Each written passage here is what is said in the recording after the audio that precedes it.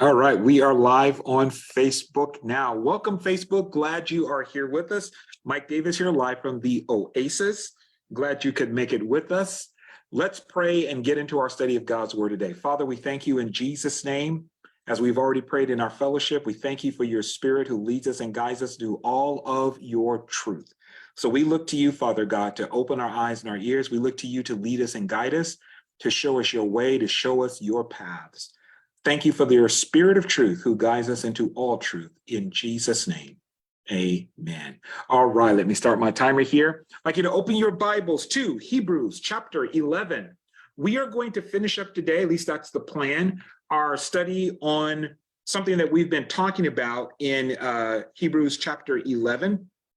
Something we've been talking about the past couple of sessions, and that is the question, why is Deborah not mentioned in Hebrews chapter 11? So let's go over to Hebrews chapter 11, and we're going to look at verse 32, Hebrews chapter 11, verse 32, and it says, "What more shall I say? For the time would fail to tell of Gideon and Barak, Samson and Jephthah, also of David and Samuel and the prophets, who through faith subdued kingdoms, worked righteousness, obtained promises, stopped the mouths of lions." So I'm going to stop there. Now, here, the reason we are talking about this is because we have been on this series that I have been calling in our series, Who's the Boss? Women and Men in Biblical and Cultural Context. One of the things that we have been discussing is the idea of what I call the Deborah dilemma. And that's the fact that Deborah is Deborah is somewhat of a dilemma to the complementarian idea, at least for some people. She's not for a lot of people who are complementarians, that they believe they have a way of explaining this. But the idea behind what I've been calling the patriarchal principle, which to me succinctly describes the complementarian view, which is that men are created to lead, women are created to be submitted to that lead, and women are not ever to lead men. Deborah presents something of a dilemma because we see Deborah doing the very thing that the patriarchal principle or complementarian ideology says that she cannot do. We see Deborah in the book of Judges chapter 4 leading people. She is a judge of Israel. People are coming up to her. She's giving her judgment. And this is not only to women, but it's also to all of the men, and they have to abide by her judgment. That is a leadership position.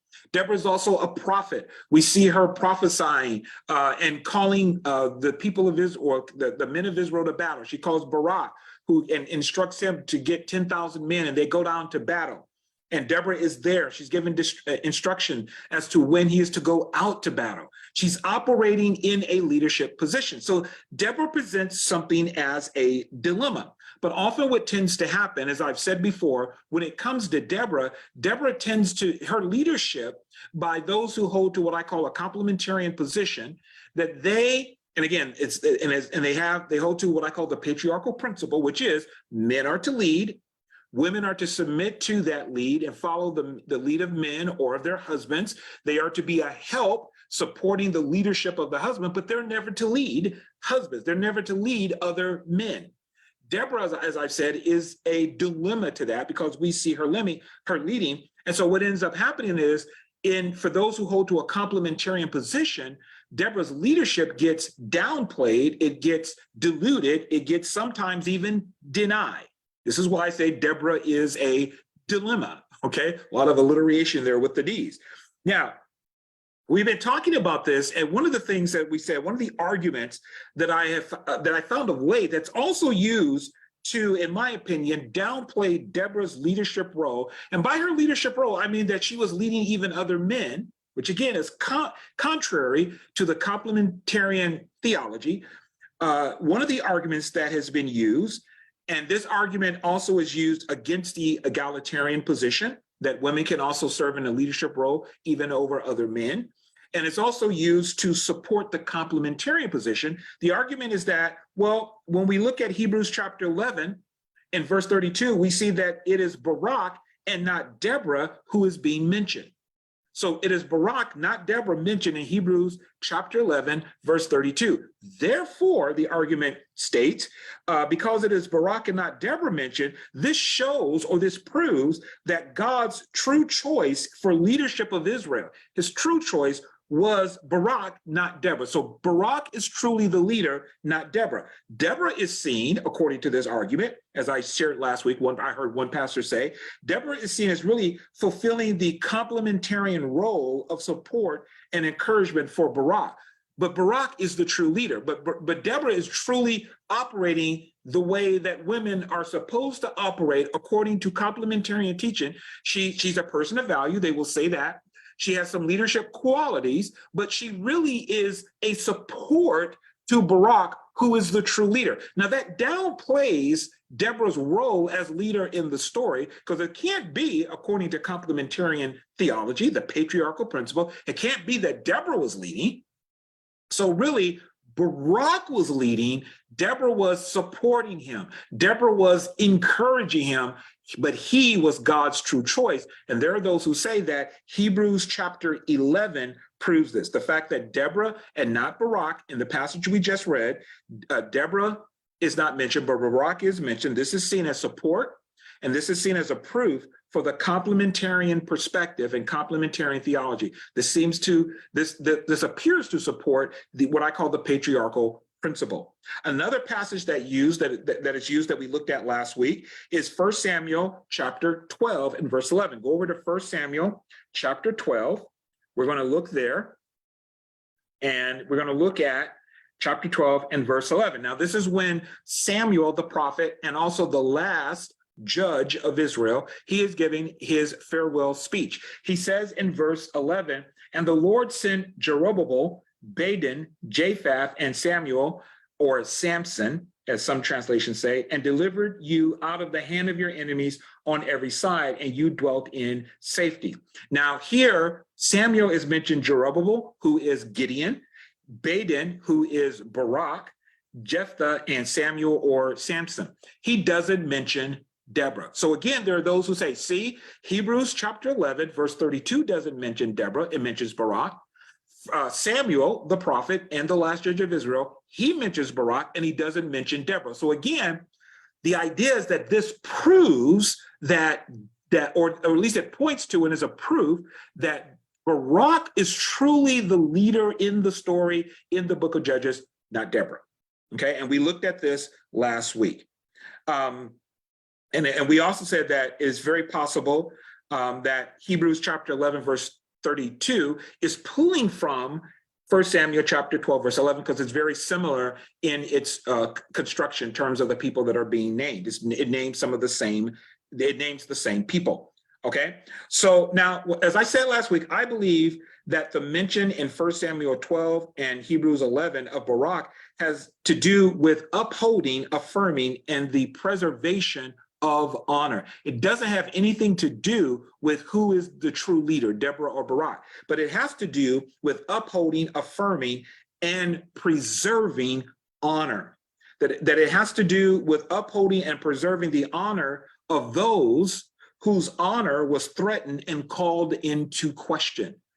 Okay, that these men, their honor could have been called into question. Remember what we said last week. Honor was one of the pivotal, and it was one of the highest values and good in the ancient world. If it wasn't the highest value, it's one of the highest values, one of the highest goods in the ancient world of the Bible. People desired honor in both the ancient Near East of the Old Testament and in the first century Greco and Jewish world of the New Testament. You see behind me, I got books on honor behind me. I've got the book Honor and Shame by Jerome Nere, and Honor, Patronage, Kinship, and Purity, one of my favorite books by Dr. David De Silva. Then we have the book here, Honor and Conflict in the Ancient World.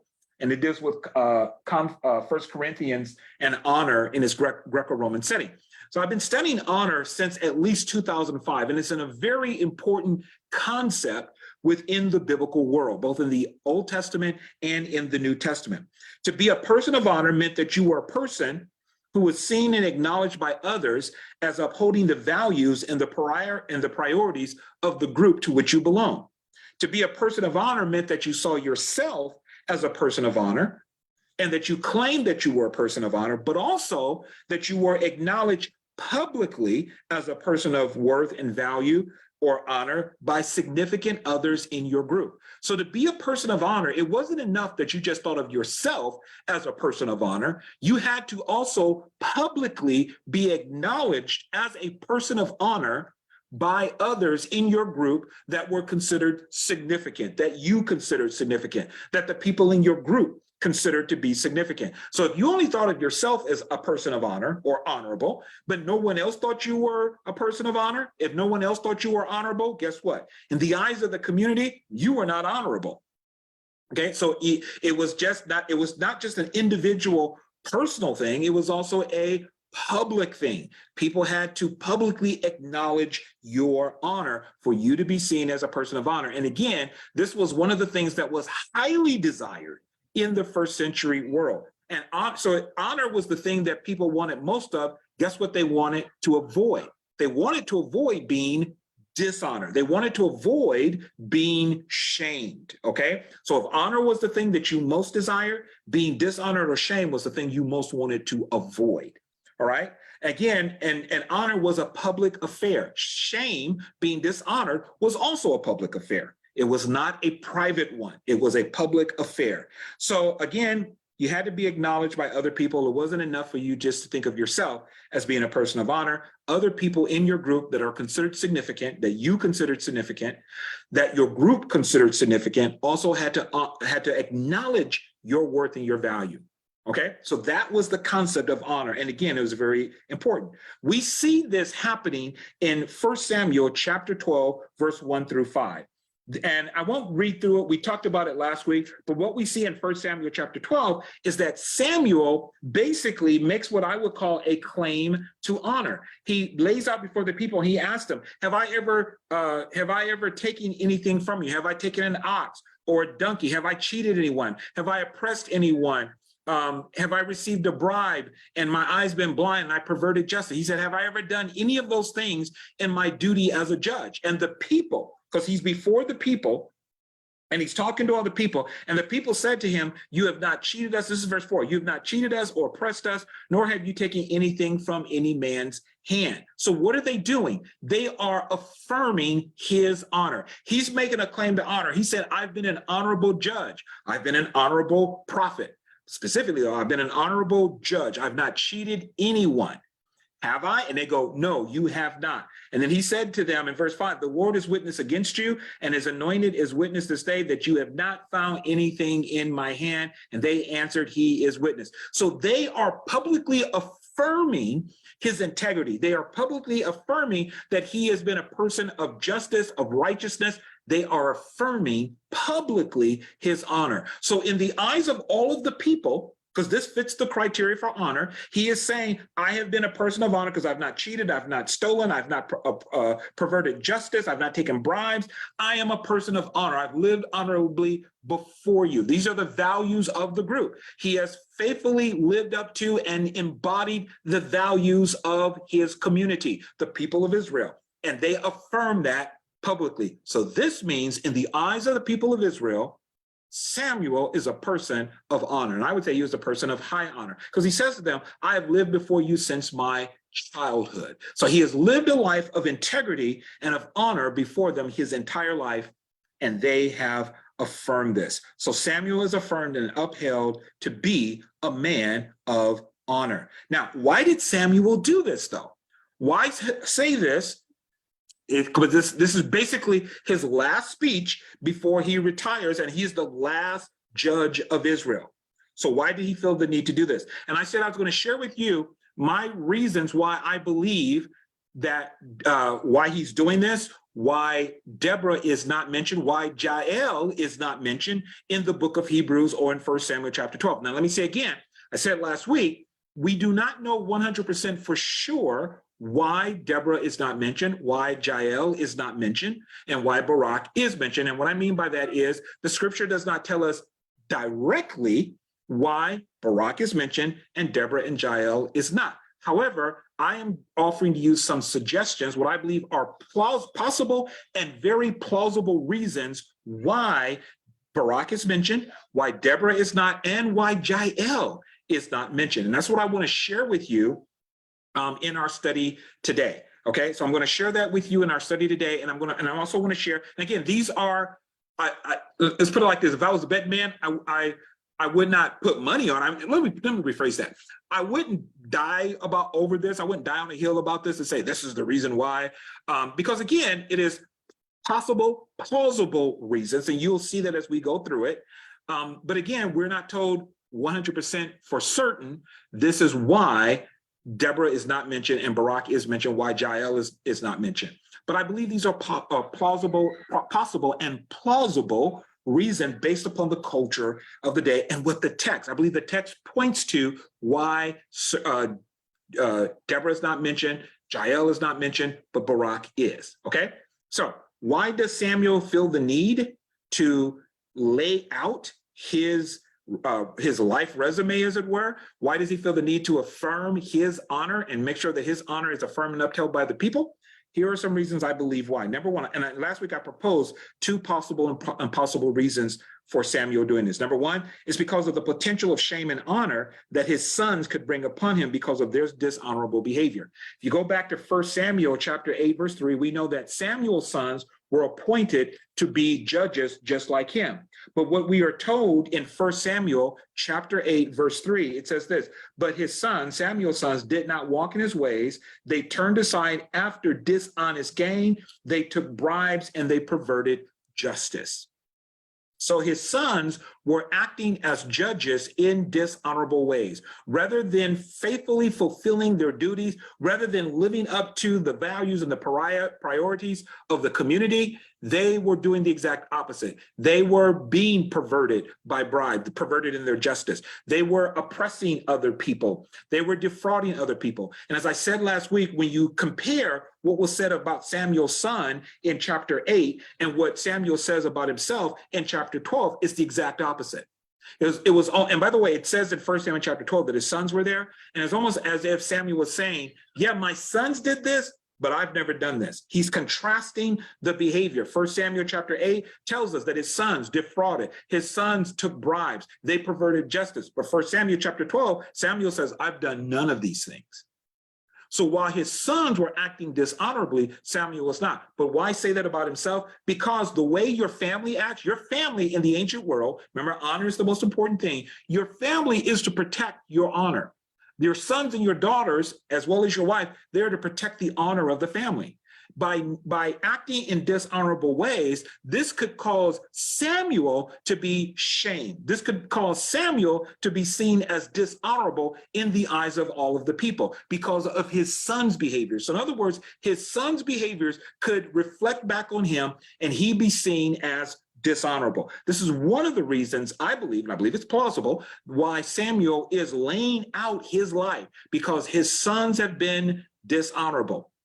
Another reason, maybe a little bit weaker, but I think there's some point to it, is that also you have to remember that Samuel has chosen a king, and that king has not been doing too well, Saul. Saul has also been acting dishonorably, okay? But all of this could reflect back on Samuel, but Samuel takes pains to explain and to show, I have been honorable myself before you. The second reason why that I believe Samuel is laying out the case for his honor is because, and the reason he also talks about Gideon, Barak, and Samson and Jephthah is because the office of the judge and the honor that that position bestows upon a person. Remember, we said last week that one of the ways you could come into honor was by being in a position of power, that a position of power would bestow upon you honor.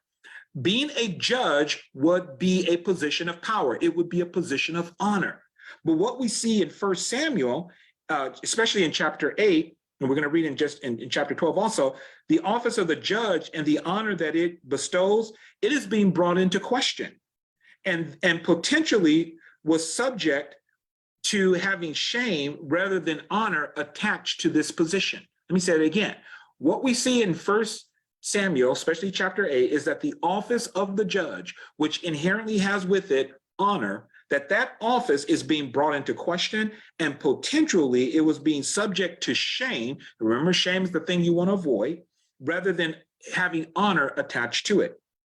Now, again, the reason it potentially and very possibly had shame rather than honor attached to it, was because of Samuel's son. Let's look again at 1 Samuel chapter 8. We covered this last week, but I want to look at it again real quick. It says that in verse 3, but his son, Samuel's sons, did not walk in his ways. They turned aside. After dishonest gain. They took bribes and they perverted justice, right? These are all dishonorable acts, dishonorable practices, dishonorable behaviors. Then it says, then all of the elders of Israel gathered together and came to Samuel at Ramah and said to him, look, you are old and your sons do not walk in your ways. Now make us a king to judge us like all the nations. Okay. Now, verse 6 says, we're going to come back, but the thing displeased Samuel when they said, give us a king to judge us. Now, here's the thing. Israel was rejecting the office of the judge due to the dishonorable practices and behavior of Samuel's sons. Samuel's sons were acting in dishonorable ways. They were being oppressive. They were perverting justice, okay? And so as a result, they said, look, your sons are not like you. And so they're not walking in your way. So give us a king like all of the other nations, because your sons are acting in dishonorable ways. So they're rejecting the office of the king. Excuse me, they're rejecting the office of the judge. And the men who came to him, if you go back to verse 4, it says, then all the elders of Israel gathered together and came to Samuel. These are the elders. You have to understand the elders these are the elders of the tribes. These are people who are seen as leaders of the tribe. These are men of respect and honor. So these men of respect and honor, the elders, are coming to Samuel, and they are representing Israel, excuse me, in rejecting the office of the judge. They're rejecting it in favor of having a king. Now, up until this time, the office of the judge was respected. It was held in esteem, but now it was being rejected. And thus, if the office is being rejected, and it's being rejected because of the dishonorable, or one of the reasons it's being rejected is because of the dishonorable practices of Samuel's son, that also means that the honor of the office is now in dispute. The honor of the office is now brought into question. When they are saying, when you have to understand, it was God who established this system of judges. It was God who established this structure in Israel. So by saying we want a king like all of the other nations around us, they were in essence comparing the world's system of governance with God's system of governance. Think about that for a second. I thought about this last night as I was meditating on it and preparing, finalizing the message. They were in essence comparing the world system of governance with God's system. And they were in effect saying, listen, God's system, the way he has been governing us, is not good enough. The world's system, having a king, is better. Give us a system like the world's, like the rest of the nations. This is what they were basically saying. God's system is not good enough. And look, we can point to your sons. See, your sons are not walking honorably. So we want something, what we consider to be better. We want a king just like anyone else. And so by doing this, they were bringing into question the honor of the judges who represented God's system of governance. They were potentially, the judges, and those are gone, they were potentially no longer seen as honorable. Now, I'm offering this as a plausible suggestion. Their honor was at stake. The God's system of governance was at stake. So what does Samuel do in 1 Samuel chapter 12? Samuel affirms his honor as a judge and has the people affirm his honor. And again, he's affirming his honor as one who's standing in the office of a judge. So by having the people affirm and uphold his honor as a judge, he, as a result, upholds and affirms and preserves the honor of the office of judge itself. He said, listen, I know I'm paraphrasing here, I know my sons have not been honorable, but I have operated since a child as an honorable judge. He's upholding his own honor. By upholding his own honor, he is upholding the system and the honor of the system that God has established, and upholding also the honor of the judges who have preceded him. And the reason he would be doing this is because, again, in the culture, of the time, honor is a pivotal value. It is extremely important. It is highly valued. It is one of the most important values. Honor is being challenged here.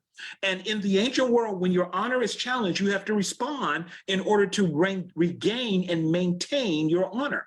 And I believe what's happening here is that they're challenging the honor of Samuel. They're challenging the honor of the office.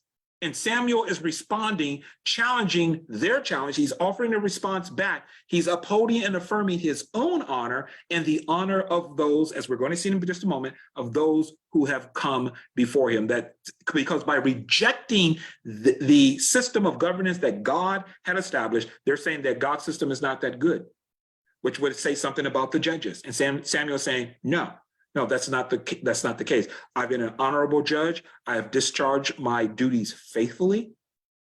This shows that this is an honorable office. He's maintaining the honor that's being challenged. And by the way, let me read this too. It says in I'll start at verse 6, but the thing displeased Samuel when they said, give us a king to judge us. So Samuel prayed to the Lord. The Lord said to Samuel, heed the voice of the people in all that they say to you, for they have not rejected you, but they have rejected me, that I should not reign over them. Now you got to understand this. When God is saying, listen, they haven't rejected you as a judge, they've rejected me because I'm the one that set up the system. God set up the system of judges. We read in Judges chapter 2 that when Israel fell into sin because of departing away from the Lord, and they came back and they would cry out to him and repent, God would raise up a judge. God never raised up a king. He raised up a judge. So this was God's system of governing Israel as their king. He was the king. And so by saying to Samuel, we no longer want judges. We want a king. God says, they're rejecting not you, they're rejecting me. This is very similar to what Jesus said when Jesus, and there's a concept within the scripture and within Judaism that the one who is sent is as the one who did the sending. So when God sent the judges, they were his representatives. To reject the judges was to reject God. Jesus said to his disciples, if they reject you, they're not rejecting you, they're rejecting me, the one who sent you. And they're not even rejecting me, they're rejecting the one who sent me. Okay, same idea here, but they are rejecting God. They are, in essence, questioning God's judgment, questioning God's wisdom. They are being an affront to God's honor by challenging the honor of the judges, the honor of the judge system or structure that God set up. They are challenging God's honor, his wisdom also. Okay, what Samuel is doing in 1 Samuel chapter 12 is affirming the honor of the system, affirming the honor of the judges, and ultimately affirming and upholding the honor of God. Okay, now, and again, this is a culture of honor. So we look at this through the eyes of honor. This is why I said I believe we get some insights, and we're going to bring this all together as to why Barak, not Deborah or Jael, is mentioned in 1 Samuel chapter 12 and in Hebrews chapter 11. So let's go on. Now, I've already stated, I believe that the mention in 1 Samuel 12 and in Hebrews 11 of Barak, it has to do with the affirmation and the preservation of honor. It does not have to do with who is called to be the leader, who is the true leader. Okay, so let's look at this in a little bit more detail. After Samuel has his honor as a judge upheld and affirmed by the people, in 1 Samuel chapter 12 and in verse 6, the people, verse 5 and verse 5, his honor is being upheld. What he does in verse 6 is he begins to mention and reference Moses and Aaron. So let's go back to 1 Samuel chapter 12. Let's look at verse 6. And then it says, then Samuel said to the people, it is the Lord who raised up Moses and Aaron, and who brought your fathers up from the land of Egypt. So he mentions Moses and Aaron as those who God raised up and who brought the people out of the land of Egypt. Okay, now who are Moses and Aaron? They are, in Israel history, they are two men who are highly respected and greatly esteemed. Aaron and Moses are both men of honor. They are honored by the Israelites. And they are presented to the people. Here, let's read it again. Then Samuel said to the people, it is the Lord who raised up Moses and Aaron, and I'm reading the New King James Version. He raised up Moses and Aaron and it is the Lord who raised up Moses and Aaron, who brought your fathers up from the land of Egypt. Now he's talking about their deliverance from the land of Egypt. So Moses and Aaron here are being portrayed as deliverers, like judges, right? They are portrayed as deliverers. It is interesting that he does not portray them as the lawgiver and the first high priest. Moses was the one through whom God gave to the people of Israel the law. Aaron was their first high priest. He does not present them here as the lawgiver and the high priest, but as two people that God picked to deliver Israel out of Egypt. And I believe this is significant because what Samuel is doing here is he is upholding and affirming the honor of the deliverer and judge position, the position of the judge, the office of the judge, by specifically mentioning Moses and Aaron in this manner. He doesn't seek to bring honor to Moses and Aaron by saying Moses was the first lawgiver, Aaron was the first high priest, but rather he honors them by saying it is the Lord who raised them up and who used them to bring you, to deliver you out of Egypt, out of the oppression of the Egyptians. So by affirming, so this is what Samuel is doing. He first affirms his honor and has it affirmed by the community.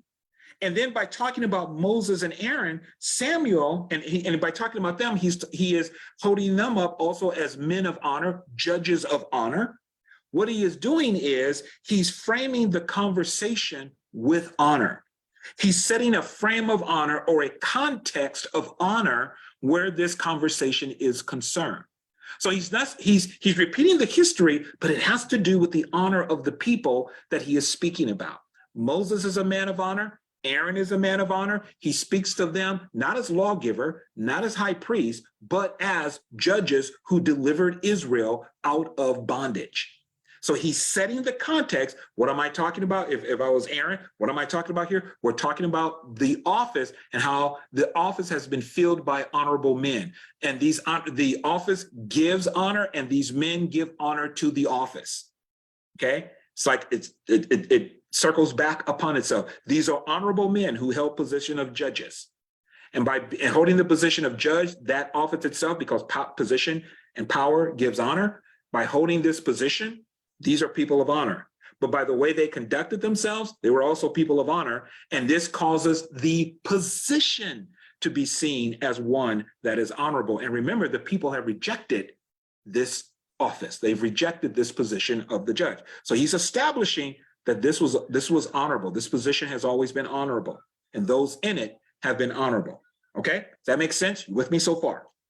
So after setting this frame, this context of honor, he then speaks about Zerubbabel, Gideon, Jephthah, and Samson, or Gideon, Barak, Jephthah, and Samson. And he starts this, if you go back to verse 11, he says, and the Lord sent Zerubbabel, who's Gideon. If you go back and read Judges, it'll talk about another name for Gideon is Zerubbabel. Gideon, who most scholars agree is Barak, Jephthah, and Samuel, and delivered you out of the hand of your enemies on every side, and you dwelt in safety. So we know he's talking about those that God used to deliver Israel out of bondage, out of oppression. Okay, and he's talking about specific people: Gideon, Gideon or Barak, Jephthah, and Samson. These were other deliverers of Israel. By mentioning them in the context of his honor and the honor of Aaron and Moses, who are also men of honor, by mentioning them in the context of this honor, Samuel is affirming these men as men of honor also. It's almost like honor by association. I am a man of honor. Moses and Aaron, I as a deliverer, I'm a man of honor. I was a deliverer of Israel. Moses and Aaron are men of honor. They were deliverers of Israel. Here are some other deliverers of Israel. And all of this is associated with honor. So because Samuel is a man of honor, by mentioning these men, he honors them. If you have a man of honor who mentions you, by the way, is he mentioning them privately or publicly? Publicly. This is before all of Israel. How is honor bestowed? It is bestowed publicly. So he is publicly honoring these men. He, as a man of honor, is publicly mentioning and honoring these other people who came before him who were deliverers. He affirms and upholds their honors as judges. And again, he is doing it publicly. Why would he need to do this? Here's the reason why I believe he did this and why they are being used. I believe it is because each of these men mentioned were also men whose honor as judges could have been called into question or even threatened, challenged. Their honor could have been challenged. And these were also men who at one point were not men of honor in some way, form, or fashion. For instance, Gideon, Jeroboam, he delivered a great victory for Israel. Now, but if you remember the story of Gideon, when it starts off, we see Gideon hiding in a wine press in fear of the Midianites. He was in fear. This would have shown Gideon to not be a man of honor because bravery and courage is associated with honor. Fear is associated with dishonor. So Gideon could have been seen as a person of dishonor because of his fear. He was afraid. Okay, and we know this from the story itself. We're not making it up. It tells us that. And in the ancient world, courage was seen as a badge of honor, that you were a man, that you were a person of honor if you were a person of courage. Gideon, originally, we are told, did not have this. Now, later on, I want you to turn over to Judges chapter 8. Go back to Judges chapter 8. Another thing that could call into question Gideon's honor is what happened after he delivers Israel out of the hand of the Midianites. Gideon does deliver them out of the hand of the Midianites, but that's not the end of the story. If you go to Judges chapter 8, we see the end of Gideon's story, and it doesn't end well. Judges chapter 8, look at verse 25. Now the people let's go to verse 22. Then the men of Israel said to Gideon, "Rule over us, both you and your son and your grandson also, for you have delivered us from the hand of Midian." But Gideon said to them, "I will not rule over you, nor shall my son rule over you. The Lord shall rule over you." This is God's way. Then Gideon said to them, "I would like to make a request of you that each of you would give me the earring from his plunder, for they had gold earrings because they were Ishmaelites." So they answered, "We will gladly give them." And they spread out a garment, and each man threw into it the earring from his plunder.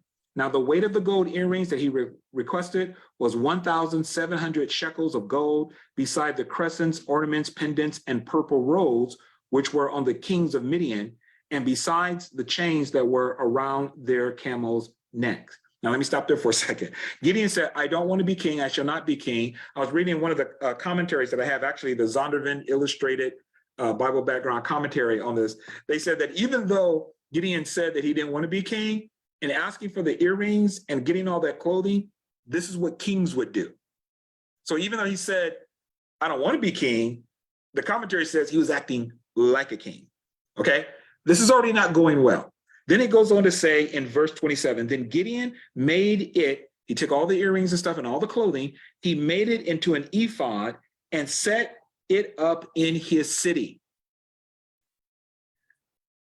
Let me read again. Then Gideon made it in, now he's taken all the stuff that he's been getting and he makes it into an ephod and sets it up in the city. Ophrah, he set it up in his city, Ophrah, and all Israel played the harlot with it there in Ophrah. It became a snare to Gideon and to his house. So he takes all this stuff, he makes it into an ephod, and it becomes a snare to Gideon and his house and to all Israel, because it says Israel played the harlot with the ephod in Ophrah. Not Oprah, Ophrah. Okay. Actually, that's where Oprah's name came from, and her family mispronounced and spelled it wrong. Oprah herself has said that. Okay, so I mean, it comes from this word Ophrah. There's another person named Ophrah in the scriptures. Side point.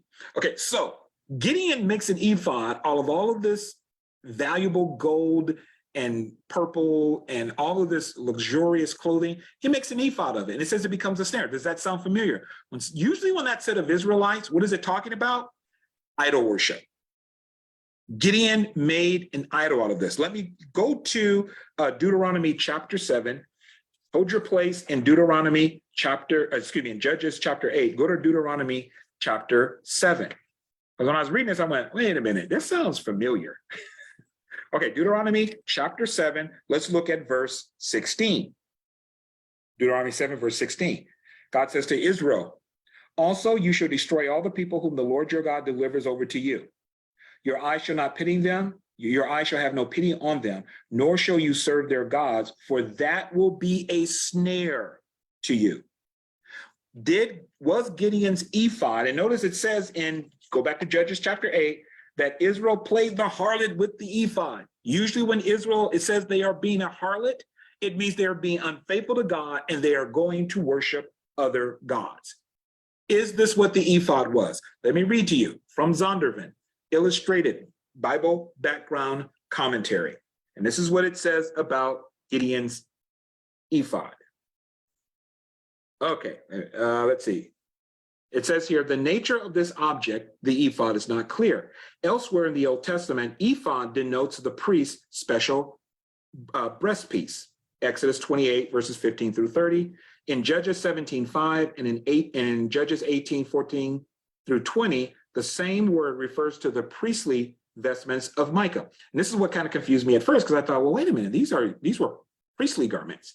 However, because this object was erected in Gideon's city and became an object of pagan worship, this meaning seems unlikely here. So in other words, the way it's used in Judges chapter 8, it's not speaking of priestly garments. It seems like it is speaking of pagan worship because it became an object of pagan worship based upon the scriptures I just read to you.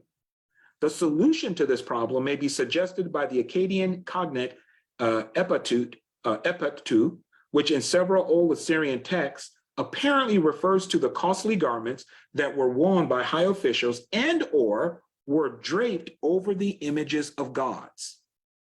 So an ephod can also refer to costly garments, yes, that were worn by high officials or priests, but also they were draped over the images of gods. The old Assyrian word ipatu is also associated with the Hittite ipantu, the latter of which in at least one instance is construed with the preceding genitive of silver. This suggests minimally that precious metals were used for the ephod's ornamentation and maximally that the garment itself was made of precious metal fiber. In the present context, which is Judges chapter 8, verse 27 that we're reading here, in the present context, the part stands for the whole. The garment, stands for the whole. That is, the word ephod represents not only the garment that clothed the sacred image, but it also represents the image over which the garment was draped and which became the object of worship. So it's saying here that when it talks about ephod, the ephod is actually representing the image. It's not just referring to the garment, but the garment placed on the image. So therefore the ephod, the garments, is standing as representing the image itself. The narrator does not reveal the nature of the image, but most likely he, Gideon, has reconstructed the shrine to Baal, which he had earlier turned down at Yahweh's command. And you can read about that in Judges chapter 6, verse 25 through 32. So what we see is Gideon, toward the end of his story, he has delivered the Israelites from the hand of the Midianites. He has done something honorable, but toward the end of his life, he's done something dishonorable. He's erected a pagan image that becomes a snare to Israel and to his household. They are worshiping other idols. This is dishonorable behavior. His honor as a judge is now coming into question. His honor as a judge is now is now threatened because of what he has done. Are you with me so far? Okay. All right. So his honor could be questioned. His honor could be threatened, challenged, and brought into question. What about Jephthah? All right, turn over to Judges chapter 11. We got a lot to read, so I'm going to move quickly here. Judges chapter 11. Is there anything of dishonor or shame attached to Jephthah? Yes. Hang on. Excuse me. So when we read in Judges chapter 11, verse 1, it said, now Jephthah, the Gileadite, was a mighty man of valor, but he was the son of a harlot. Stop right there. So before we get too far in the story, he is the son of a harlot. He is the son of a prostitute. This would have put him in a dishonorable category. This would have put him into shame. We see this also that it gets emphasized in the story. Gilead's and it says, and Gilead begot Jephthah. Gilead's wife bore sons, and when his wife's sons grew up, now these are Jephthah's half brothers, they drove Jephthah out and said to him, you shall have no inheritance in our father's house, for you are the son of another woman. Then Jephthah fled from his brothers and dwelt in the land of Tob, and worthless men banded together with Jephthah and went out raiding with him. Okay, so Jephthah is the son of a harlot, a prostitute. His brothers drive him out. That's further dishonor. You're not going to have any inheritance with us. They drive him out. Then he goes on and hangs out with worthless men, people that are no good, baseless, people who are doing wrong. He is living a dishonorable life. This is a man without honor. All right? But if you read the rest of the story, you know that they come to him, they run into problems, they come to him and they ask for his help. He helps them. And as a result, he gains honor. All right? But his honor again can also come under threat, because it says in verse 34 and 40 of his story. Let's go over there and read it. So Jephthah, when he comes home from the battle, let's go to verse 29 of chapter 11. Then the Spirit of the Lord came upon Jephthah, and he passed through Gilead and Manasseh. By the way, let me say this. The fact that the Spirit of the Lord comes upon him is also itself could be a sign or token of honor. The Spirit of God has come upon him. So he's been anointed of God. Then the Spirit of the Lord came upon Jephthah, and he passed through Gilead and Manasseh, and passed through Mizpah of Gilead. And from Mizpah of Gilead, he advanced toward the people of Ammon. And Jephthah made a vow to the Lord and said, if you will indeed deliver the people of Ammon into my hands, then it will be that whatever comes out of the doors of my house to meet me, when I return in peace from the people of Ammon, shall surely be the Lord's, and I will offer it up as a burnt offering.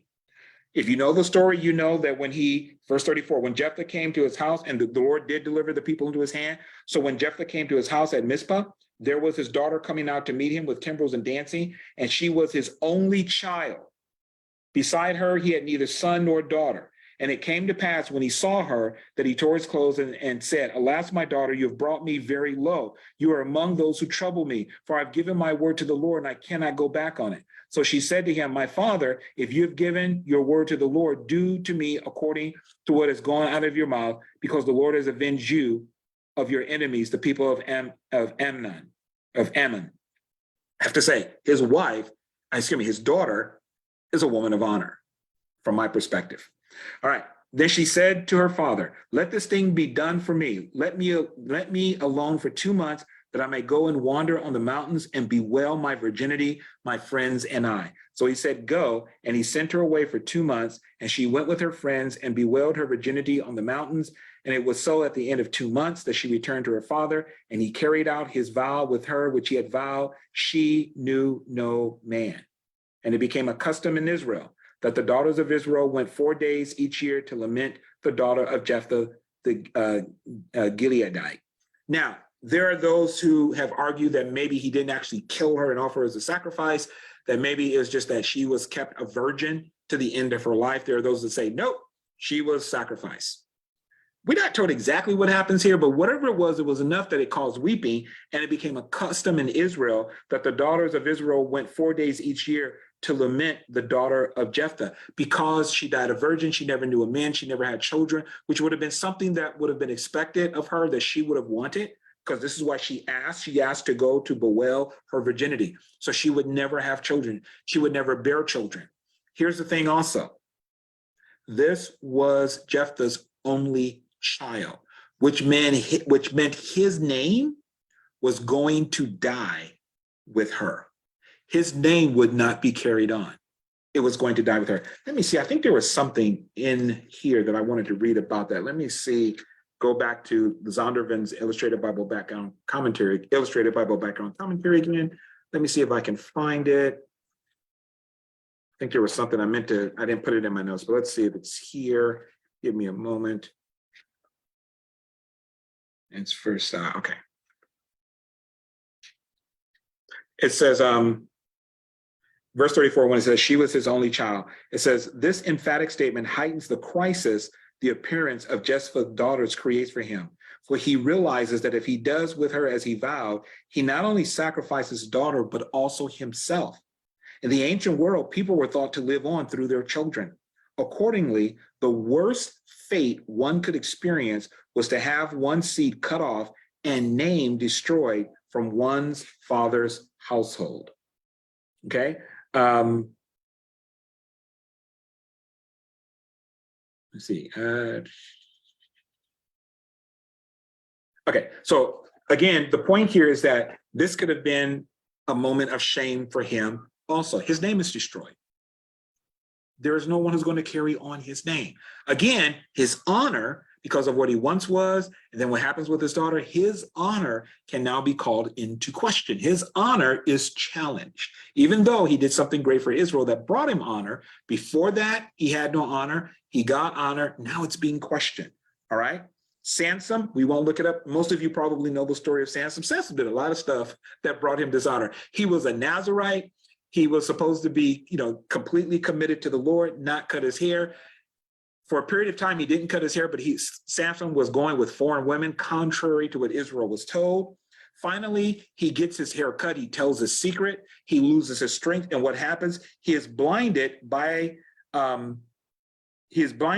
Philistines because he broke his covenant with God when his hair was cut.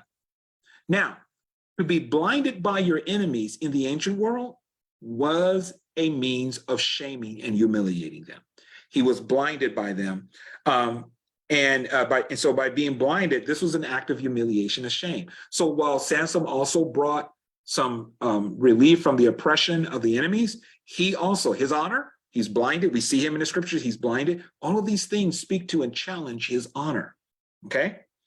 And then Barak could be seen as less than noble or honorable because the victory over Sisera did not come by his hand, but by the hand of a woman, as many complementarians see him today. So you can see again where his honor could come into question and being threatened. And yet they are all being honored by Samuel in 1 Samuel chapter 12. All of these people have something going on in their experience, in their stories, that could attach dishonor or shame to their name.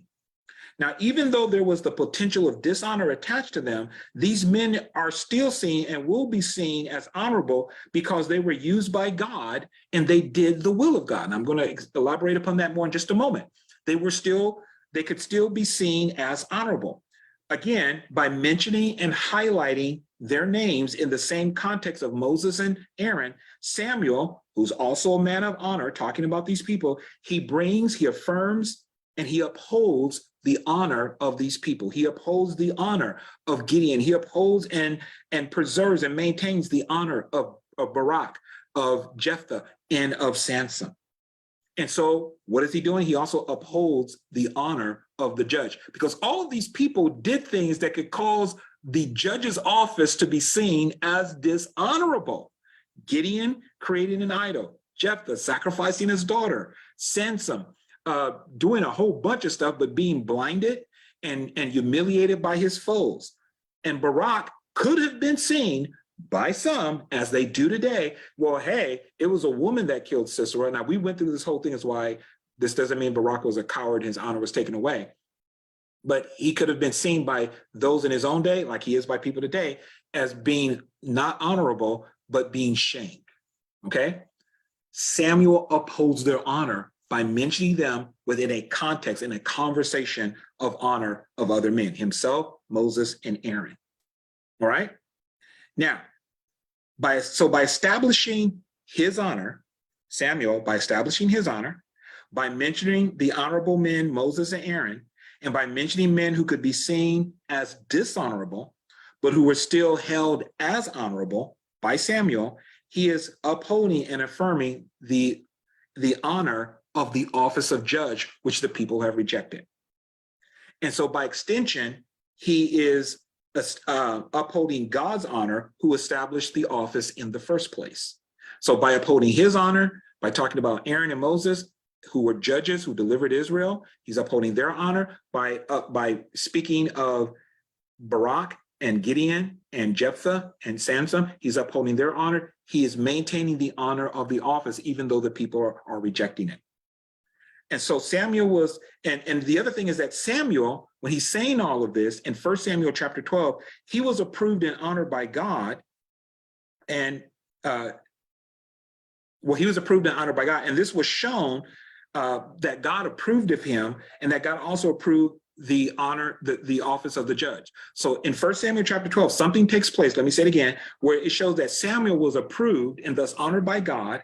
And by God approving and honoring Samuel, he was approving and honoring the office of the judge, which the people had rejected, which brought the office of the judge into question. It brings the honor of the office into question, and it threatens the honor of the office, and thus of the people who hold the office. That God approves of Samuel and approves of the office is shown by something that God does in 1 Samuel chapter 12, verse 16. Let's go there. 1 Samuel. Let's go back to 1 Samuel chapter 12. This is still when Samuel is talking about what's going on. He's giving his farewell speech, and then he says this in verse 16. Now therefore stand and see this great thing which the Lord will do before your eyes. Is today not the wheat harvest? I will call to the Lord, and he will send thunder and rain, that you may perceive and see, notice this, that your wickedness is great, which you have done in the sight of the Lord in asking a king for yourselves. So Samuel called to the Lord, and the Lord sent thunder and rain that day, and all the people greatly feared the Lord and Samuel. And all the people said to Samuel, pray for your servants to the Lord your God, that we may not die, for we have added to all our sins the evil of asking a king for ourselves. Now, here's the thing that's so interesting. Let me read to you what the Zondervan Illustrated Bible Background Commentary has to say about this. It states concerning the rain and the thunder, Yahweh's sending of thunder and rain at Samuel's request serves as a sign of divine approval for Samuel. When God did this, he was approving of Samuel. So again, what does this say? Who is Samuel? He is the judge of Israel, the last judge. And God said, they've not really rejected you, they've rejected me. Another way of saying that, by rejecting you, they're actually rejecting me. They're rejecting my systems of governance. I am their king, and I've chose to exercise my rule over them through the judges that I select. But they are rejecting my system, implying that and they're asking for a king, implying that the world's way is better than my way. So this impugns the office of the judge, that is not as good as the rest of the world. It impugns the honor and the wisdom of God. And it impugns the honor of Samuel, which again, I am arguing, this is why Samuel is at great pains to establish that he is a man of honor.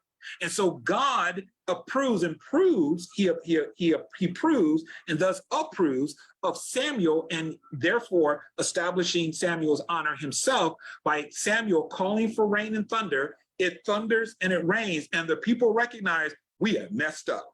We have royally messed up, because notice now when the thunder and the rain comes, the people see, they understand that their rejection of God's system of rule through judges and their desire for a king like the nation, that it is sinful, that it is evil, and that it is wicked.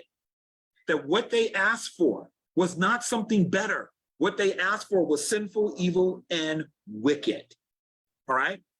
So again, I believe that all of this, and what Samuel was saying, was to show the sinfulness and the wickedness of what the people was asking, but he was again establishing, validating his honor and the honor of the office of the judge that the people was rejecting, and that God does one final thing to show, no, I approved of this, but you have rejected this. And now all the people say, wow, we are wrong. We've been sinful by asking for a king. So by acknowledging this, that what they asked for was sinful, they are acknowledging that God's system was better. Once again, by acknowledging this, the honor of the office of judge and thus the honor of the judges themselves are upheld. The office and the honor of the judges are upheld. God's honor is upheld. Samuel's honor is upheld. All the judges who have come before, their honor is upheld by this thunder and this lightning, which shows God's approval, God's honoring, public honoring of his servant Samuel. So this is what I'm suggesting, is that the reason he is mentioning these people, it has to do with honor. That makes sense. You got me now. I know there was a lot. You follow me on this? Now, let's go and bring this all together. The mention of judges by Samuel was about, in my opinion, upholding the honor of the judges, and thus the office of the judge. Excuse me, let me remake it. That the mention, let me restate that. That the mention of the judges by Samuel in 1 Samuel chapter 12, verse 11, that the mention of these judges by Samuel was about honor, upholding honor, affirming honor of those judges, and thus the office of the judge itself can also be seen, I believe, in Hebrews chapter 11, verse 30 through 39. So let's go over there as we begin to close and bring this all together. I had to set all that up, okay? And let's bring it together now. So Hebrews chapter 11, and we're going to be looking at verse 30. By faith, the walls of Jericho fell down after they were encircled for 7 days. By faith, the harlot Rahab did not perish with those who did not believe when she had received the spies with peace. And what more shall I say? For the time would fail to tell of Gideon and Barak, Samson and Jephthah, also of David and Samuel and the prophets, who through faith subdued kingdoms, worked righteousness, obtained promises, stopped the mouths of lions, quenched the violence of fire, escaped the edge of the sword, out of weakness were made strong, became valiant in battle, turned to flight the armies of the aliens. Women received their dead raised to life again.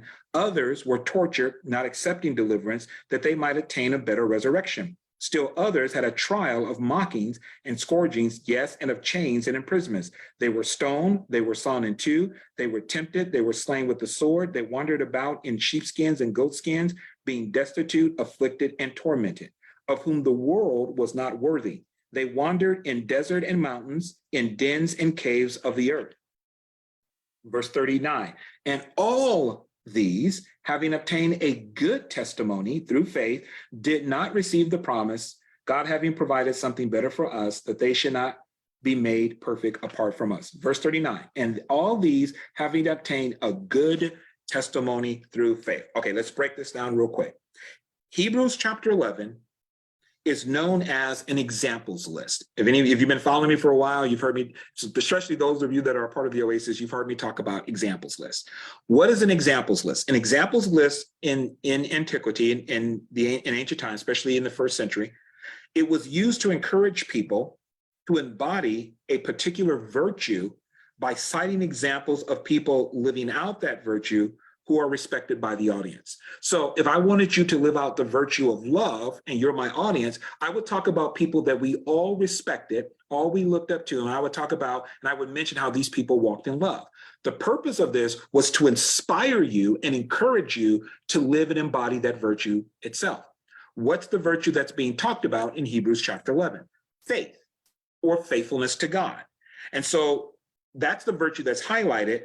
And the audience that is being presented to, the audience that the book of Hebrews is being presented to, this is most scholars say it is a homily. It was actually a sermon being preached. It is presented to a people, an audience who are undergoing persecution for their faith. They are being encouraged to remain faithful to God and to Christ, to the Messiah. They're being urged to remain faithful. They're being persecuted. They're being tempted to be pulled away from their faith. And the author of Hebrews is encouraging them to remain faithful. And one of the ways he does this is by giving them an examples list of people that they would all respect and look up to, heroes of the faith, that would encourage them and inspire them to embody faithfulness to God. Now I want you to notice something, though. If you look at verse 31, it says, by faith, the harlot Rahab did not perish with those who did not believe when she had received the spies with peace. Now, it's interesting. They don't mention Joshua, but they mention Rahab. And notice that he doesn't just simply say, by faith, Rahab. He highlights the fact, and he's careful to mention that she's a harlot, that she's a prostitute. A prostitute would not be would have been seen as shameful. A prostitute would have been seen as dishonorable. She would have been in the category not of honor, but of dishonor. And yet she is in Hebrews chapter 11, also in the genealogy of Jesus. Okay? She's in Hebrews chapter 11, though she is called the harlot Rahab. So it starts off with her. Then in verse 32, it mentions the men that we've been talking about this morning: Gideon, Barak, Samson, Jephthah. Okay? It mentions all these people. Again, these are people, as we already said, whose honor could be called into question. At one point, they were seen as not honorable, then they are honorable, and then they do some things where their honor could be called into question.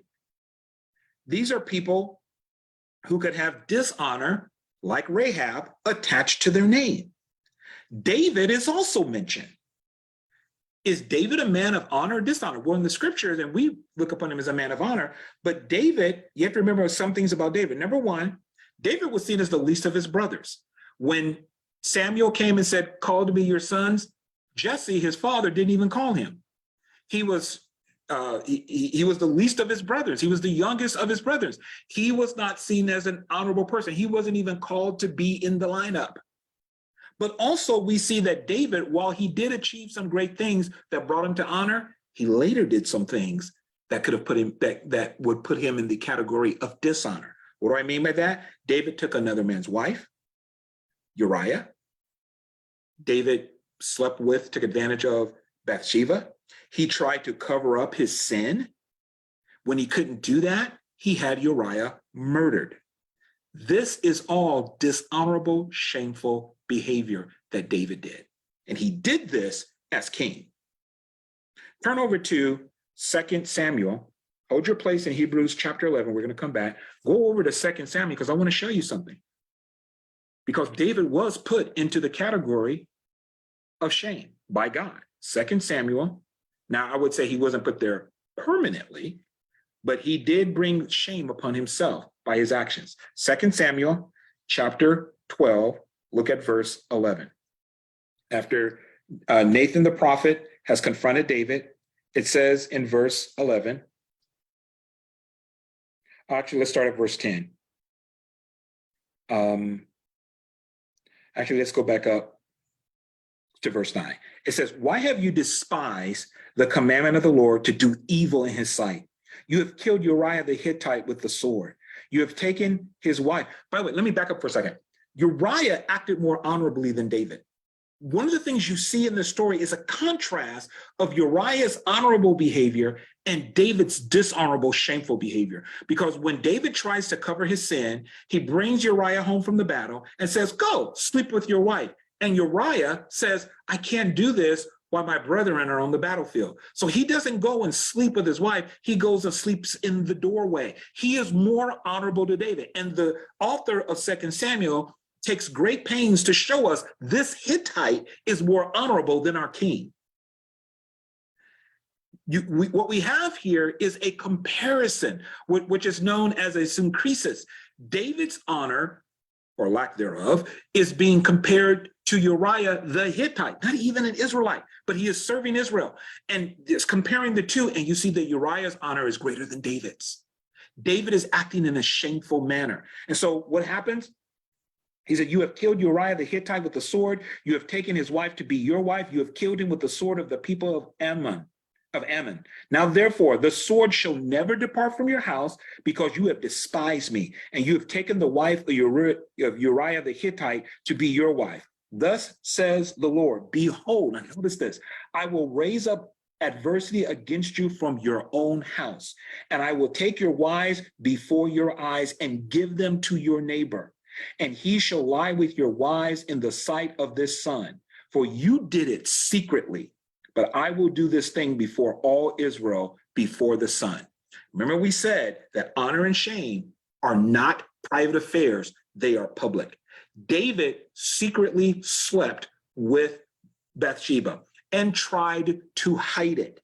Why? Because he knew this was shameful. And God said to him, the thing that you try to hide and what you did, sleeping with another man's wife, taking advantage of her, what you did, and you brought this, you used the sword against him. This is known as kenegdo, midah kenegdo, measure for measure. What you did will now be done to you. You took a sword and killed Uriah.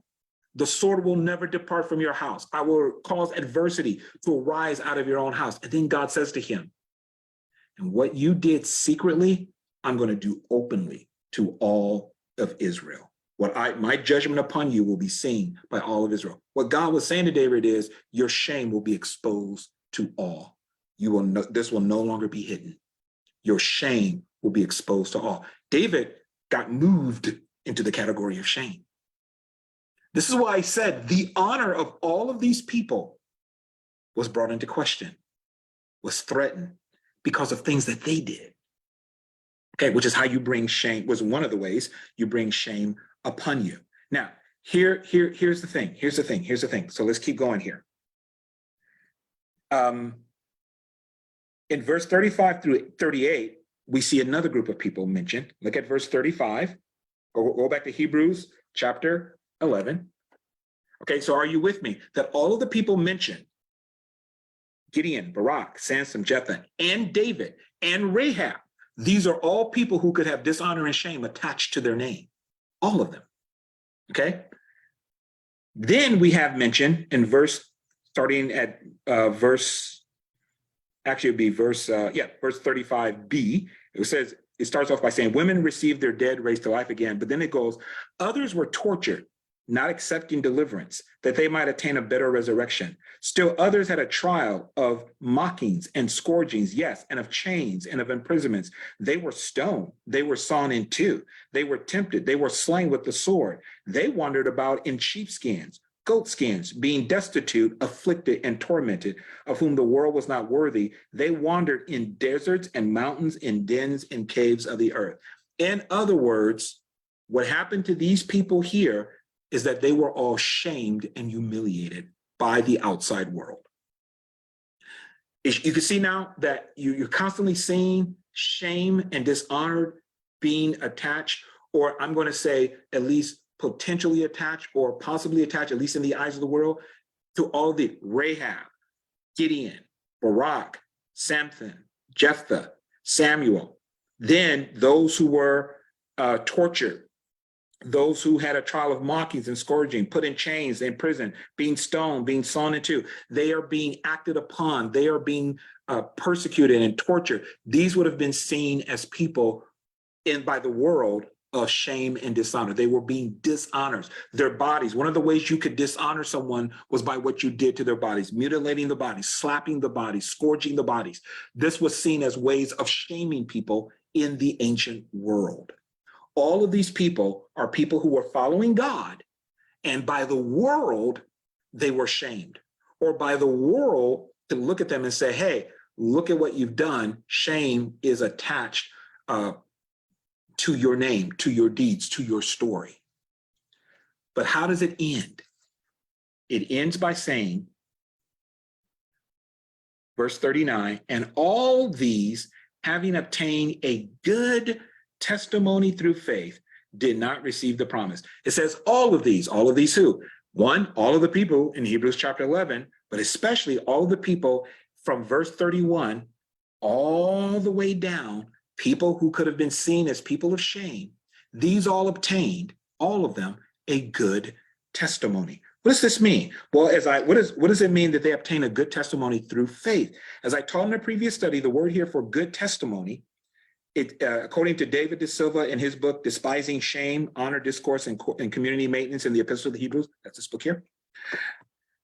This word good testimony acquired a sense of favorable recognition or even praise. He goes on to quote another scholar, Frederick Dankers, in his book on benefactors. He says, when speaking of the endorsement, this word good testimony, the term in Greek, when speaking of the endorsement by Roman authorities of a person who a local assembly wishes to honor. This is let me say that again, I said that wrong. This term was used when speaking of the endorsement by Roman authorities of a person who a local assembly wishes to honor. It represented the approval of the authorities that the candidate was worthy of receiving honors. It can refer to the spreading of a good reputation. So to say that these all received a good testimony, it is saying these all received a good reputation. These all are praised. These all are honored. By the world? No, by God. They are all people of honor, but they are honored by God. So what this means is that while they might be seen by the world as dishonorable, they were all praised and endorsed by God. They were all deemed honorable by God because of their faith or their faithfulness to him. And through their faithfulness, honor was bestowed upon them. Now, if you look at one of the things at first I thought, well, maybe this is not correct, because in verse 33, it says that, well, start at verse 32. What more shall I say? For the time would fail to tell of Gideon, Barak, Samson, Jephthah, David, Samuel, and the prophets who through faith subdued kingdoms, worked righteousness, obtained promises, stopped the mouths of lions, quenched the violence of fire, escaped the edge of sword, out of weakness were made strong, became valiant in battle, turned to flight the armies of their aliens. So you would look at that and go, well, wait a minute, these are all ways of achieving honor, or these are ways of possessing honor through achievements. And that's true. If you look at these verses here, this speaks of the honor here is through God-enabled achievement because of faithfulness to God. So David killed the giant, Gideon overcame the Midianites. These are all God-enabled achievements because of faithfulness to God. But it is still honor achieved by people who are either without honor or whose honor later came into question. You follow me? These are all the honor here that we see, that because there are two ways to get honor in the ancient world. One is you could have what is called ascribed honor, which is like you're born into a family of honor, therefore you're automatically honorable. Or you could like if you were to become a judge, that position has honor. That would ascribe to you honor automatically because of the position. But then there is achieved honor. You do great things, and therefore honor is bestowed upon you. What we have here in verse 33, through faith subduing kingdoms, working righteousness, obtaining promises, this would be achieved honor. But who is it achieved by? It is achieved by someone like Jephthah, who was considered dishonorable. He comes into honor. It is achieved by David, who was the least of his brethren, and who Saul even said, you can't fight Goliath. David is dishonored, but he comes into honor by killing Goliath. It is achieved by Samson, who overcomes his enemies, and at the end overcomes his enemies, so he achieves honor. But these are all people who at one point were without honor and or had their honor brought into question, and through their faithfulness. Oh, and also David, as we said before, slept with Bathsheba, killed Uriah, tried to cover it up. And God says, I'm going to dishonor you before all of Israel because of what you've done. It's going to be brought out into the open. Your wives will be sleeping with your neighbors in your sight. That's dishonor. That's how you dishonor a man. It's one of the ways you dishonor a man in the ancient world. But it says at the end, but these all through faith obtained a good report. They obtained a good reputation. They were all honored, not by the world, but by God through their faithfulness. Even the achievements are God-enabled achievements that came as a result of their faithfulness. Okay? Rahab, a harlot, but because of her faithfulness, comes into honor. And all of these people in verse 36 or verse 35 all the way down, who are being persecuted, tortured, which would be seen as dishonorable. They would be moved into the category of dishonor. God says, because of their faithfulness to me. They didn't have great things happen, but there is ascribed to them faithfulness, and there is a bestowed upon them faithfulness there is bestowed upon them honor because of their faithfulness to God. Okay, so the audience of the book of Hebrews are being encouraged. Remember we said the audience, the original audience that the book of Hebrews was spoken to. They are being encouraged to maintain faithfulness in the midst of being shamed by the world. Hebrews 11 is provided to give them extra encouragement and strength. Matter of fact, look at Hebrews chapter 12, verse 1 through 3, because we have the ultimate example of faithfulness in the midst of shame. Hebrews chapter 12, verse 1. Therefore, we also, since we are surrounded by so great a cloud of witnesses, the greater cloud of witnesses are in Hebrews chapter 11, let us lay aside every weight and the sin which so easily ensnares us, and let us run with endurance the race that is set before us, looking unto Jesus, the author and finisher of our faith. Now, some people interpret this as Jesus is the one who begins and completes our faith. Could be interpreted that way. Another way to interpret it, which I think is more in keeping with the context of the passage, is that Jesus is the paragon. He is the ultimate example of faithfulness to God. I believe that is the correct way because it fits with, remember, there were no chapter divisions, and this would fit in with Hebrews chapter 11. Jesus is the ultimate example of faithfulness to God. Now remember, the people in chapter 11 that we read about are people who could be despised, people who could be seen as dishonorable. Does Jesus fit into this narrative? Yes. Let's read it.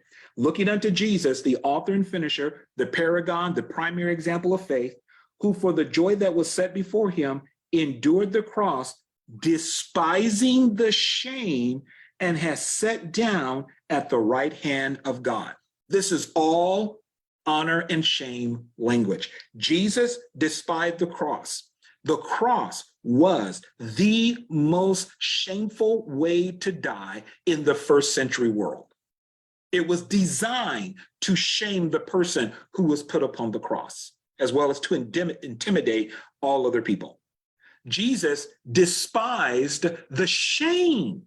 Even though being put on the cross put him in the category of shame, Jesus despised the shame of the cross. He died on our behalf. He endured it. And by the way, enduring suffering is a way of acquiring honor in the ancient world. So by enduring the cross, Jesus shows himself to be a man of honor. And then it says he has sat down at the right hand of God. That also has to do with honor. Why? Because in the ancient world, different places were places of honor. And the right hand of a king was a place of honor. So to sit down at the right hand of God is to sit at the highest honor in the universe.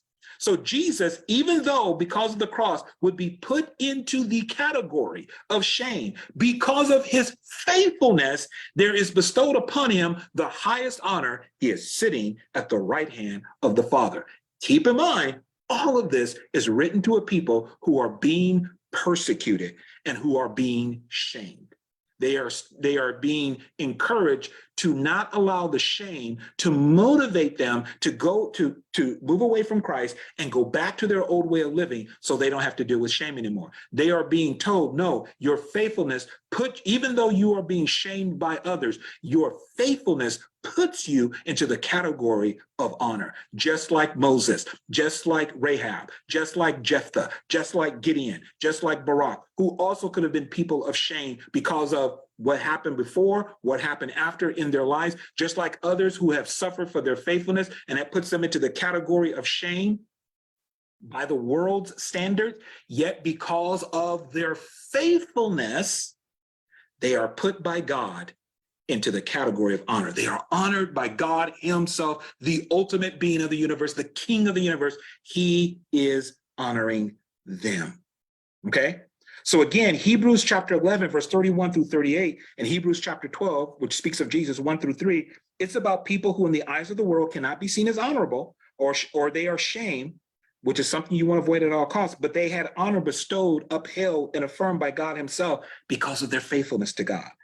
And this is why I believe Barak is mentioned and not Deborah or Jael. By the way, to let you know that the people go over real quick.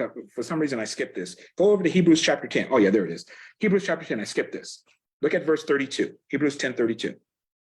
But recall the former days in which, after you were illuminated, you endured a great struggle with suffering, partly while you were made a spectacle, both by reproaches and tribulations, and partly while you became companions of those who were so treated. For you had compassion on me in my chains. You joyfully accepted the plundering of your goods, knowing that you have a better and enduring possession for yourselves in heaven. Therefore, do not cast away your confidence, which has great reward.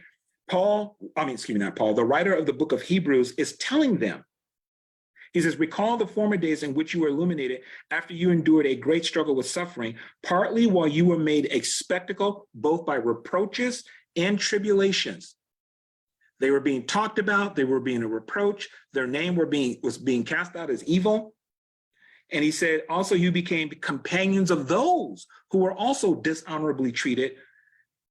He said, you had compassion on me in my chains, and you joyfully accepted the plundering of your goods. They were literally taking away the material possessions of these Christians.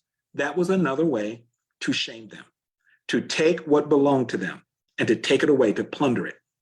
They were being talked about. They were being put down. All of this was a way.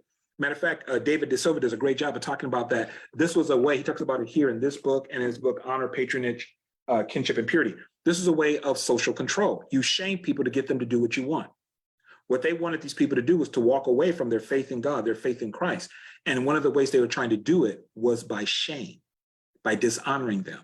Paul said, you took joyfully the shaming, he's talking about the early days, you took joyfully the plundering of your goods, the shame that they tried to bring upon you. These people were being shamed. So this is why Hebrews chapter 11, because Hebrews chapter 11 follows Hebrews chapter 10.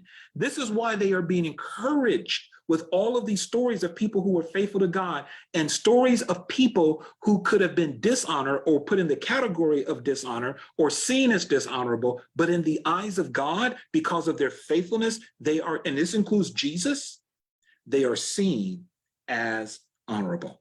So this is why I believe Barak is mentioned and not Deborah or Jael. And it's because Deborah and Jael's honor, because remember, all the people we're talking about are either people who had no honor, came to honor, or their honor was in some way threatened or called into question because of their behavior, that there was dishonor or shame that could be attached to their name. And we saw this with different people, right?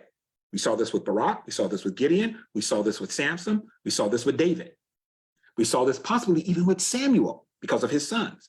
However, Deborah and Jael's honor were well established and not under any threat, and their honor was never brought into question. The purpose of mentioning these people was to provide examples to encourage the Christians who were undergoing persecution of those whose honor came under threat, those whose honor came into question, and how through faithfulness, their honor was maintained and upheld by God. Deborah and Jael's, their honor in their stories was never brought into question. Their honor was never threatened or challenged. Deborah is the only female judge mentioned in the book of Judges. She stands out as an honorable woman because of her faithfulness to God in the execution of her duties. And there is no controversy attached to her story at all, unlike the other judges and unlike the other people that we mentioned, Gideon, Samson, Jephthah, David, even Samuel. There is no controversy attached to Deborah whatsoever. Jael is honored in Judges as the woman who killed Sisera, and she is commemorated in the Song of Deborah and Barak. She also has no shame, no dishonor, no controversy attached to her name. Rather, the reverse is true of these two women. They are upheld as examples of honor. There is no controversy whatsoever. So if 1 Samuel and Hebrews chapter 11 were used to uphold and demonstrate the honor of those whose honor could be questioned and whose honor may be under threat, there was no need to mention Deborah or Jael because they did not fit the criteria or the need for the authors. The authors wanted to show, I believe, people whose honor could be called into question, either before they became judges or after they became judges, their honor could be called into question. Actually, with all the people we mentioned, it was before and after, okay? Deborah and Jael did not fit the category of someone who's of people whose honor could be called in question, especially after their story is over. There is no controversy whatsoever. So these men who are mentioned are used specifically to make a point. And by the way, Rahab is also included in this. Why? She was a harlot. She would have been seen as dishonorable, but because of her faith, honor is bestowed upon her. So and this is what, when I was reading this, I thought, what if it's this? Because I saw that Rahab, I said, wait a minute, she's called a harlot. She would have been put into a position of dishonor, but she's seen as in a position of honor. Honor is bestowed upon her. Why? Because of her faithfulness, her faith in God, her faithfulness to God. She's even mentioned later in the genealogy of Jesus, but she starts off in a position of dishonor and moves to a position of honor. So Deborah and Jael, these are women of honor with no shame attached to them. If anything, I would say, from my point of view, not being mentioned affirms their honor even more, because there is no controversy or shame attached to their story whatsoever. This is why I believe they were not used as an example, because the writer in 1 Samuel and the writer of it was about protecting honor in 1 Samuel, the honor of the office, to show that this office was honorable. And in Hebrews, they were used to encourage those whose honor had been challenged, whose honor had been threatened. And we can look and say, hey, yeah, your honor is being threatened by the world standards, but these are people who might not be seen as honorable either. And through their faith in God, they are people now of honor. So you remain faithful of God. You will find your honor not from men, but from God. Does that make sense? This is why I believe Deborah is not mentioned. She didn't need to be mentioned because she doesn't fit the narrative, the story, the point, and neither does Jael. They don't fit the point that the authors were seeking to make. All right? Anyway, that's it. We've covered that. We'll be moving on from this point on. I hope you got something out of this. This one was a little bit longer because I wanted to get everything in there. I went through this a couple of times and I took stuff out, and it still took me a little bit long to get through it.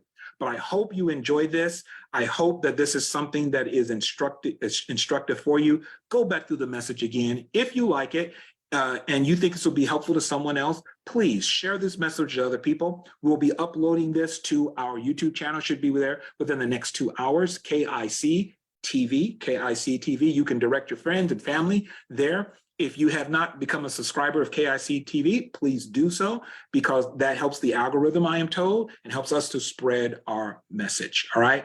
Again, I hope you were blessed by this message. Hope it was informative and instructive for you. Lord willing, we will see you next week. I think I got one more message to talk about where Deborah is concerned. And then we're going to be moving on talking about something else where who's the boss, women and men in biblical and cultural context is concerned. So God bless you. And we will see you, Lord willing, next week. Bye-bye.